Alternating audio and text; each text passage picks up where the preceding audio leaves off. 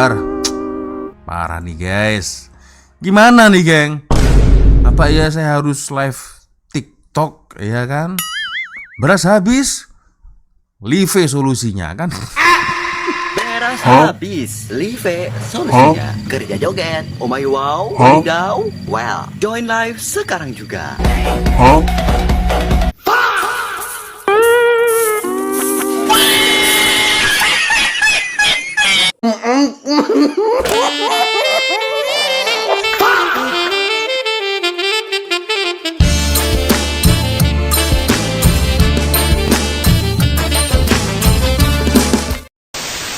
Iya, what's up, Re? Assalamualaikum warahmatullahi wabarakatuh. Hai Re, jumpa lagi ada saya di sini. Wah, lonjong, salam lonjong. Iya.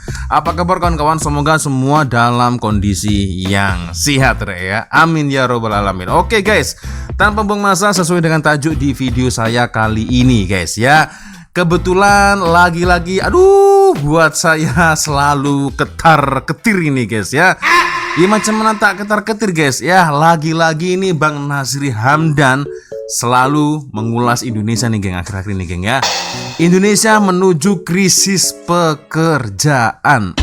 Mampus dah. Indonesia menuju krisis pembuangan kerja guys. Tapi memang betul lah apa yang dikatakan oleh beliau guys ya. Memang saat-saat ini banyak sekali perusahaan-perusahaan yang sedang memangkas karyawan, para pegawainya untuk ya tidak dapat bekerja lagi geng. Aduh, ini macam mana nih geng ya. Dan akhirnya berita ini udah sampai di Malaysia. Ya gara-gara Abang Nazri Hamdan guys. Sebenarnya fenomena ini sudah cukup lama sih guys ya. Sudah ada ya hampir setahun inilah geng ya. Tapi baru terblow up ya oleh video dari Abang Nazri Hamdan guys. Oke lah. So gimana nih geng? Lanjut kita react ya. Oke. Kita akan coba untuk mengulas bersama-sama. Kita lihat, kita review macam mana ulasan dari Bang Nazri Hamdan. Tapi ya seperti biasanya guys, hanya sekedar mengingatkan untuk kawan-kawan yang mungkin belum sholat, jangan lupa sholat dulu. Dan selalu letakkan link Shopee yang ada di bawah video ini. Siapa tahu mungkin kalian berminat untuk shopping, boleh kalian check out sekarang juga.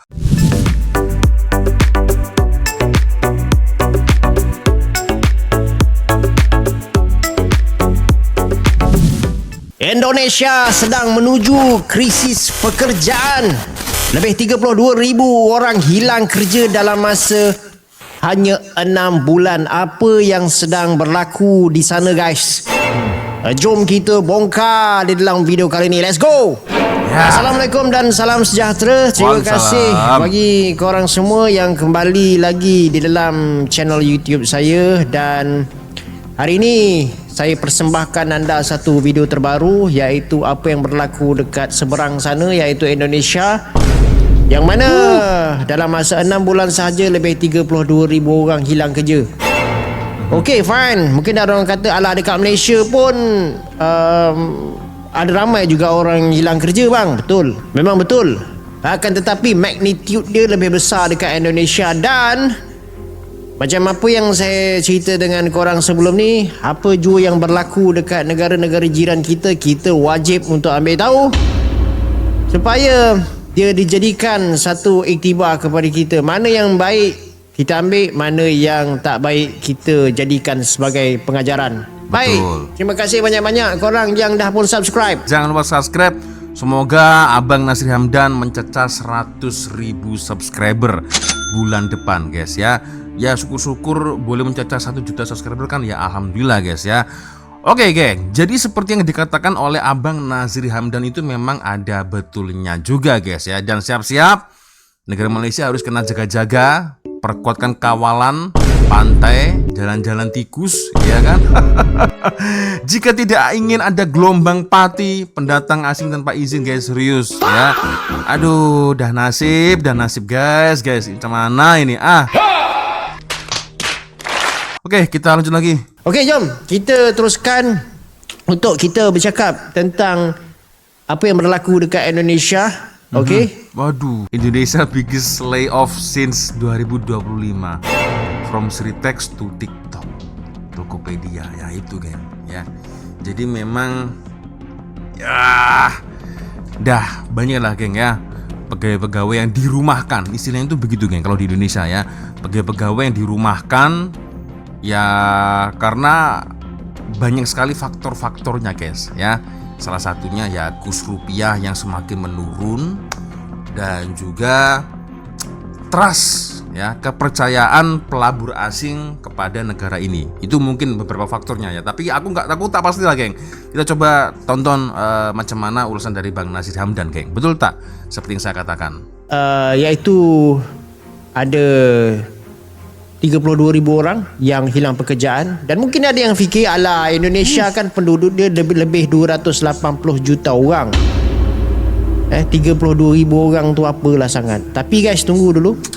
Sebab sebenarnya angka itu hanyalah bahagian kecil sahaja daripada cerita yang sebenar. Sebab angka rasmi kerajaan hanya akan ambil kira pekerja yang berdaftar di bawah skim Job Losses Insurance ataupun JKP.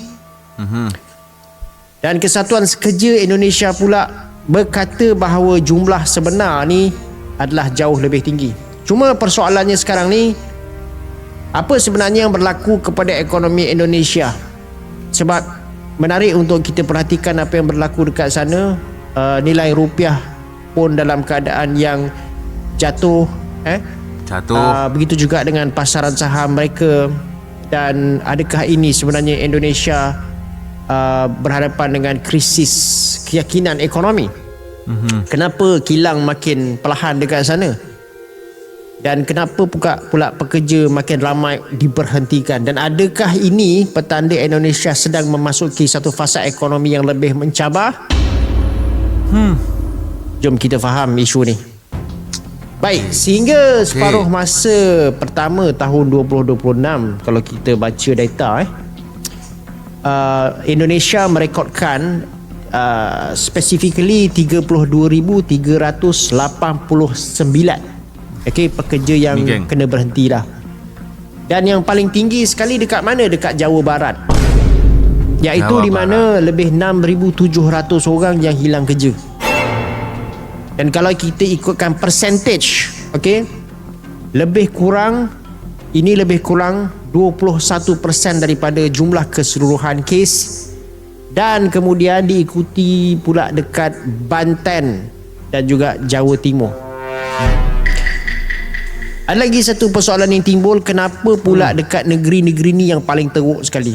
Ini kerana kalau kita perhatikan bahawa negeri-negeri ini adalah kawasan pusat industri manufacturing dekat Indonesia.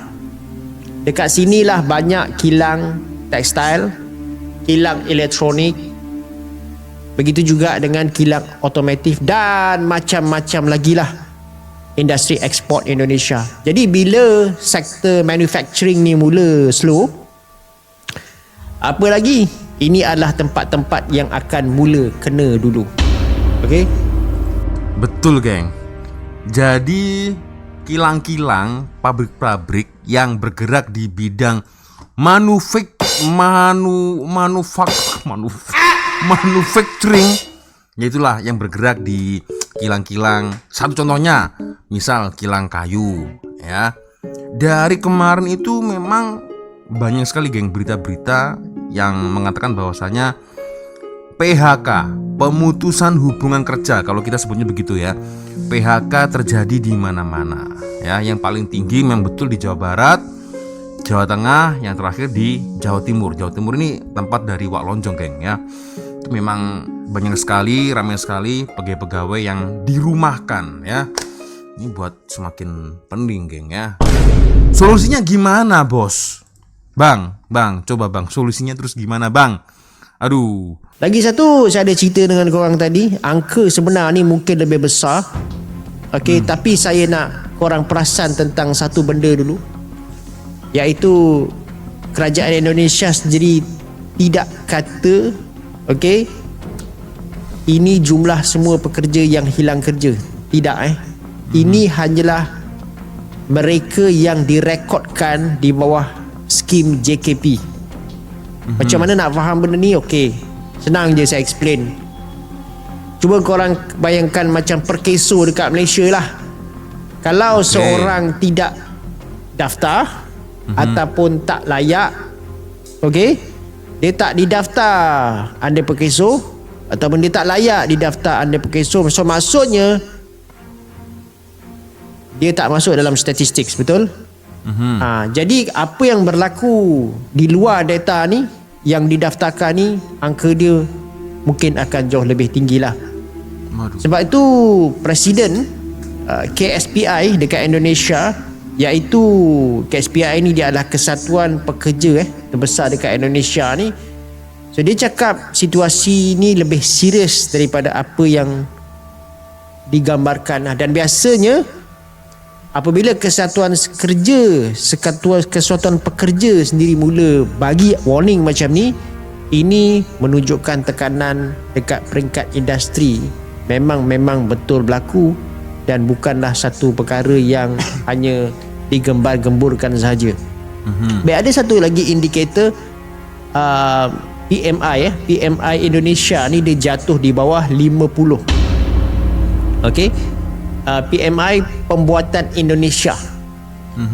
So ramai orang dengar PMI kalau korang baca dekat berita negara kita pun korang baca bahagian bisnes dan ekonomi saya yakin siapa yang rajin baca bahagian bisnes dan ekonomi ni, dia mesti akan pernah nampak perkataan PMI. Tapi ramai orang sebenarnya tak faham apa maksud dia. Malaysia Senang cerita macam ni lah. Ni yang saya selalu explain dalam ekonomi ni. Saya selalu cerita dalam bahasa mudah lah. Saya tak nak cerita dalam bahasa teknikal supaya sesiapa saja yang menonton video saya ni diorang dapat pengetahuan yang senang faham walaupun bukan daripada background ekonomi lah. Okey, PMI ni senang cerita macam ni lah saya boleh katakan dia macam termometer lah kepada sektor kilang. Okey, kalau bacaan dia atas 50, senang cerita lah, korang tak payah pergi teknikal sangat, tapi senang cerita lah kalau bacaan dia above 50, so maksudnya kilang sedang berkembang. Okey. So kalau bawah 50, apa yang berlaku adalah kilang makin mengecil. Okey, benda-benda teknikal lain korang tak payah faham, korang faham benda ni je. Atas 50, bawah 50. Jadi Jun lepas PMI Indonesia ni dia pergi kepada mana? Dia macam termometer. Jadi dia pergi di bawah 50, iaitu secara spesifiknya dia pergi kepada 46.9. Waduh, bahaya. Tapi bulan sebelumnya dia masih lagi dekat 50. Okey. Dan kalau korang tengok dekat sini, dia macam turun 3 mata je. Okey. Tapi pada hakikatnya dia juga membawa satu indikator bahawa aktiviti pengeluaran ataupun manufacturing ni mula menguncup ataupun slow down lah. Jadi bayangkan ada sebuah kilang ni, kalaulah dulu dia dapat, let's say lah dia produce katakanlah 1000 unit, okay, sekarang tempahan dia dah slow lah. Jadi pengeluaran pun disebabkan dia punya order dia dah slow, dia pun terpaksa menurunkan dia punya production dia kepada 700 unit. Ini kalau saya tengok bagan data, ini cukup menyeramkan guys, serius. Kalian tengok tak? Nah ini guys, tertutup dengan mic ternyata. Nah ini nih, jadi tingkat produksi November Februari ini dah lumayan lah guys, sangat tinggi ya, apalagi di tahun 2026 Februari. Tapi semakin bulan ini semakin turun nih. Maret turun, April turun, Mei naik lagi, Juni langsung dia ya, turunnya langsung drastis guys. Ini data di bulan Jun, sekarang Julai nih. Aduh, mungkin ini guys salah satu faktor kenapa Indonesia menuju krisis pekerjaan guys. Aduh, macam mana nih geng? Apa perlu saya ke Malaysia? Tolonglah kalau ada pekerjaan ya, supir-supir atau apalah geng ya. Aduh, kalian pasti kasihan lah tonton saya geng ya. Barangkali ada supir-supir ya entahlah jadi tukang kebun, hang kebun, oke lah. Yang penting kerja halal, geng, aku, geng. Boleh DM Instagram Wak Lonjong, geng, ya. Aduh, pening, guys.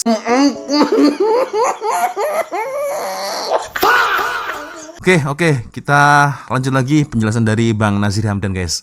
Mula menguncup ataupun slow down lah. Slow down. Jadi bayangkan ada sebuah kilang ni, kalaulah dulu dia dapat, let's say lah dia produce katakanlah 1000 unit, okay? Sekarang tempahan dia dah slow lah. Jadi pengeluaran pun disebabkan dia punya order dia dah slow, dia pun terpaksa menurunkan dia punya production dia kepada 700 unit. Tapi kita kena ingat bila pengeluaran ni turun, kilang pun dia terpaksa lah kurangkan pekerja. Dan inilah akibatnya yang eventually membawa kepada pemberhentian pekerja. Okay. Ada lagi satu persoalan, kenapa kilang dekat Indonesia ni dia semakin perlahan? Okay. Lagi membimbangkan adalah pasal tempahan baru dan juga tempahan ekspor lah. Okay, export order and new orders lah. Dia jatuh ke tahap yang paling lemah sejak Ogos 2021. Sejak Ogos 2021 dia sekarang ni dah jatuh ke tahap yang paling rendah lah. Dan ini bukan setakat masalah dalam negara je, tapi juga demand daripada overseas ni yang semakin perlahan. Persoalannya kenapa? Sebab ekonomi dunia ni pun dia sendiri makin perlahan. Kita perhatikan Eropah perlahan, China pun perlahan, US pun semakin berhati-hati. Jadi of course lah bila pengguna dekat luar negara ni dia kurang beli, kilang-kilang dekat Indonesia pun kurang untuk menerima tempahan dalam masa yang sama. Kos operasi pun makin mahal. Harga tenaga, harga bahan mentah, dan of course lah gaji yang naik setiap tahun kan. Begitu juga dengan kos logistik, semuanya gas naik. Ini belum campur lagi beberapa yang di luar kawalan ataupun economic punya factors, contohnya macam inflation dan juga susut nilai rupiah. Okay, cerita pasal rupiah ni kan, apabila rupiah ni dia lemah, of course lah barang import ni akan jadi mahal lah. Betul. Kos import akan jadi mahal dan semua ni akan kecilkan margin keuntungan syarikat. Jadi company pun akan mula buat benda yang paling mudah, iaitu potong kos lah. Dan kos terbesar ini bagi korang yang pegawai, kalau korang dah biasa dengan bisnes korang tahulah tapi kalau korang just belum lagi aware, kos terbesar dalam mana-mana perniagaan ni dia adalah fixed cost. Fixed cost ni apa? Dia adalah tenaga kerja atau gaji lah atau buruh lah. Itu guys, ternyata itu ya. Apa yang terjadi akhirnya ini, misal Wak Lonjong sebagai bos nih ya kan, aduh biaya impor makin mahal ya kan, tapi kita sebagai produsen kita memerlukan hal itu. Kita harus tetap beli nih, dituntut untuk membeli ya kan barang-barang impor tadi. Tapi di satu sisi lain, dengan keadaan kilang seperti itu, ya mau tidak mau, suka tidak suka, akhirnya kita harus terpaksa untuk mengurangkan tenaga pekerja, guys. Itu ternyata ya. Allahu Akbar. Parah nih, guys. Gimana nih, geng? Apa ya saya harus live TikTok ya kan? Beras habis, Live solusinya kan? Beras habis, Live solusinya. Kerja joget, oh my wow, wadidaw. Well, join live sekarang juga.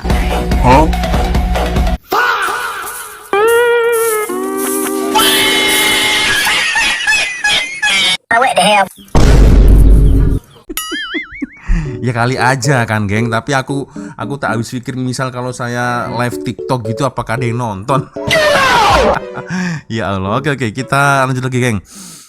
Right, ni akan menjadi satu tumpuan untuk company mengurangkan kos. Jadi apa kesan dia, guys? Kerajaan Indonesia sebenarnya dia dah tubuhkan apa yang dipanggil sebagai layout task force, okey, dan tujuannya adalah untuk cari jalan lah untuk kurangkan gelombang pemberhentian pekerja ni. Tapi apa yang saya nampak, cabaran diorang ni bukan kecil lah, sebab masalah yang diorang hadapi ni bukan setakat datang daripada satu faktor je, sebab dia juga melibatkan permintaan global, kos operasi, kos ekspor mata wang rupiah, dan juga keyakinan pelabur dan kalaulah trend ni berterusan, ini boleh mencetuskan satu chain effect, iaitu orang yang hilang kerja, income akan berkurang, dan bila pendapatan berkurang ni, of course orang akan kurang berbelanja lah. Orang kurang berbelanja, perniagaan pun dia kurang dapat sales. Betul. Bila perniagaan kurang dapat sales, lebih banyak syarikat ni mungkin akan kurangkan pekerja. Dan inilah biasanya lah orang ekonomi panggil sebagai negative feedback loop. Okey, untuk penutup pula guys, jadi adakah ini Indonesia sedang menuju kepada krisis? Secara jujurnya belum tentu lagi. Tapi data masih yang keluar sekarang ni, dia dapat tunjukkan yang sektor manufacturing dekat Indonesia ni berada dalam tekanan yang sangat besar. Apa yang berlaku dalam beberapa bulan akan datang ni, dia sangat penting. Sebab kalaulah order daripada ekspor ni dia boleh naik balik, jadi PMI ni dia boleh naik balik menepasi paras 50, dan domestic demand pun boleh naik lah. Dan juga gelombang pemberhentian kerja ni mungkin boleh diperlahankan. Tapi kalau semua indikator ini terus merosot, Indonesia mungkin sedang menuju ke arah satu cabaran ekonomi sebenarnya yang lebih besar pada separuh kedua tahun 2026. Sebab akhirnya sekali, ekonomi ini bukan setakat angka KDNK ataupun pasaran saham je. Ekonomi yang sebenar adalah bila rakyat ni dia ada kerja, dia ada income, dan juga dia ada confidence untuk berbelanja. Okey guys, kalau korang minat analisis macam ni, jangan lupa tekan butang like, subscribe, dan juga kongsikan. Ya, itu dia guys, satu ulasan dari Abang Nasri Hamdan. Duh guys, ini terus terang ya, saya ini setiap harinya selalu mendengarkan berita-berita tentang putusnya hubungan pekerjaan, karyawan ramai yang dipulangkan di rumah. Nah, ini kalau bahasa kasarnya itu dipecat, ya, dipecat guys. Aduh, Indonesia diambang krisis pekerjaan. Dahlah nilai mata uang dan saham ini jatuh merundung, dum. Ekonomi merosot, investor pelabur asing lari, kilang pakat tutup, berpindah ke Vietnam atau kemana lah itu geng, ya. Dan rakyat Indonesia diberhentikan kerja secara berjamaah. Betapa sedihnya ini geng. Coba guys, aku harus baca mana nih geng? Apa saya harus pindah ke Afrika atau gimana nih geng ya? Melihat berita-berita yang selalunya setiap hari seperti itu. Please guys, tolonglah nih kalau kalian ada pekerjaan untuk Wak Lonjong, entahlah jadi hang kebun, ke hang supir, ke apalah ya. Ini mungkin boleh DM Instagram Wak Lonjong geng. Astagfirullahaladzim, makin sedih aku geng, ya Allah, makin sedih, ya Allah. Oke lah geng, ya, so gimana nih menurut kalian? Boleh komen lah di ruang komentar ya. Oke, sepertinya cukup sudah untuk video kita kali ini guys. Thank you sudah nonton, dan ya saya minta maaf apabila mungkin kalau ada tersilap kata-kata baik dari awal video sampai dari akhir video ya. Seperti biasanya kalau ada video menarik yang mungkin boleh kita lihat sama-sama, silahkan kirim videonya di DM Instagram. Dan akhirnya saya Wak Lonjong pamit dulu guys. Wassalamualaikum warahmatullahi wabarakatuh. Semoga Allah melindungi kita semua. Amin ya rabbal alamin. See you. Bye bye.